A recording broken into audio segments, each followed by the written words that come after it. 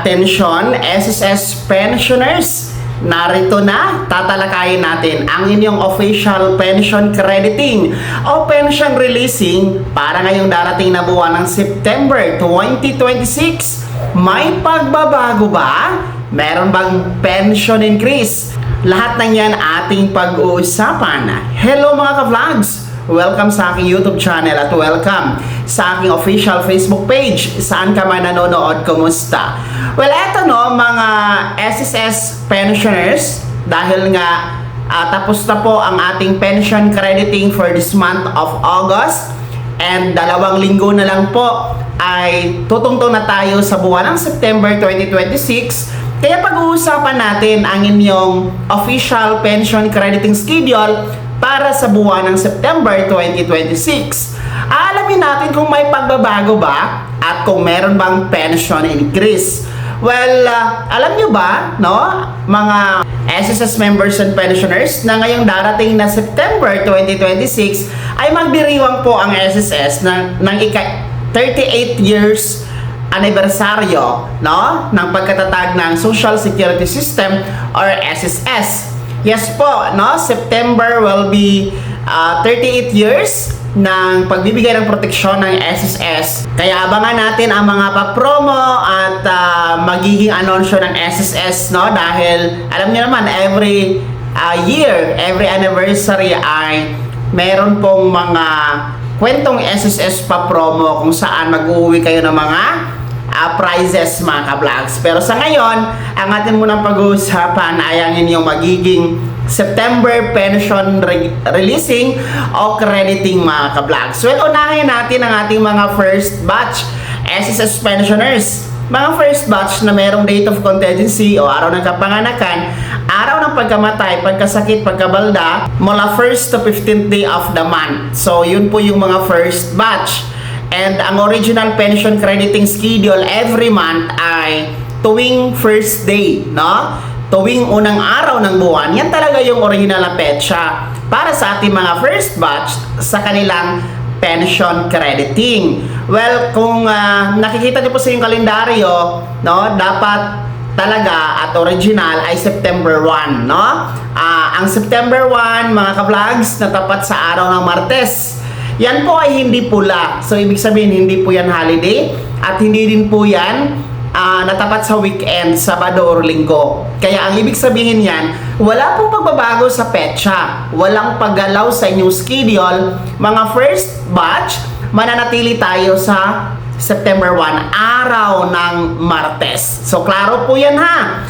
And antabayanan nyo lang po sa inyong ATM card ang magiging crediting, no? Sa petsang yan, September 1. Well, anyway, 2 linggo na lang po yan at mangyayari na po ang inyong September crediting mga first batch. Well, dito tayo sa mga second batch SSS pensioners na may date of contingency o araw ng kapanganakan, araw ng pagkamatay, pagkasakit at pagkabalda mula 16th to last day of the month, no? Yan ang ating mga second batch, which is every 16th day of the month ang original crediting schedule ng kanilang pensyon.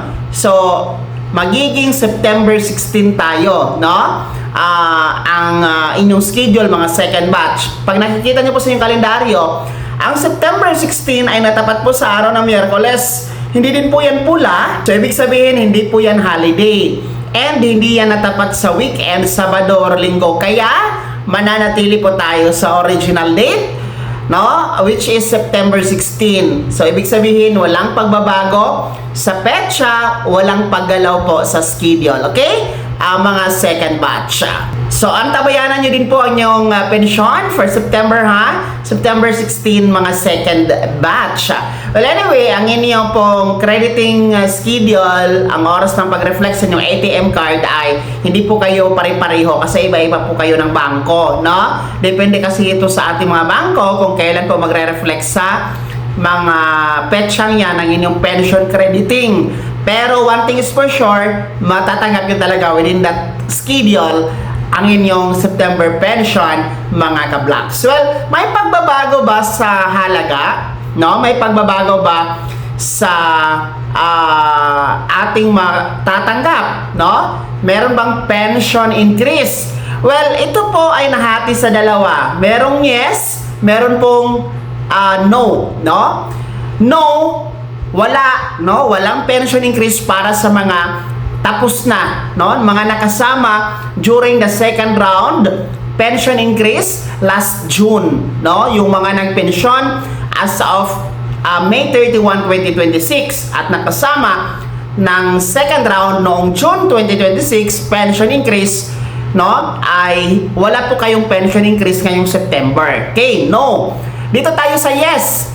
Yes, merong pension increase, pero para ito sa mga nagpensyon from June 1, 2026 hanggang ngayong katapusan August 31, 2026. Okay? Kasi original pension increase schedule kasi dapat ay ngayong September, kasi lang pinaaga kasi no ng SSS noong June dahil nga po sa pagtaas ng presyo ng mabilihin, may krisis tayo sa ekonomiya, kaya pinaaga noong June. Kaya ang mga nagpensyon o magpepensyon between June 1, 2026 to August 31, 2026 ay hindi nakasama noong June. Pero ngayong September 2026, sila po yung magkakaroon ng pension increase. Ito po ay 10% pension increase para sa mga retiree and disability pensioners, while 5% pension increase para sa ating mga survivor pensioners. So ayun po yun ha, para malinaw ang ating pension increase ngayong September, no, para lang sa mga magpensyon from June 1 to August 31, 2026. At yan po ang inyong official pension crediting for the month of September 2026, mga ka-vlogs. No, sana nakatulong ito sa inyo. Kaya antabayaran niyo po sa inyong ATM card ang inyong September pension for your schedule. Kaya naman, mga SSS pensioners, ano po yung comment at reaction sa balitang ito? Sino sa inyo dito yung mga nagpensyon from June 1, 2026 to August 31, no? Ngayong katapusan. Ano po ang inyong reaction sa pension increase ngayong September? Ibahagi niyo po sa comment section na nasa baba. Maraming salamat sa pagtutok. God bless. Mag-ingat, mga ka-vlogs.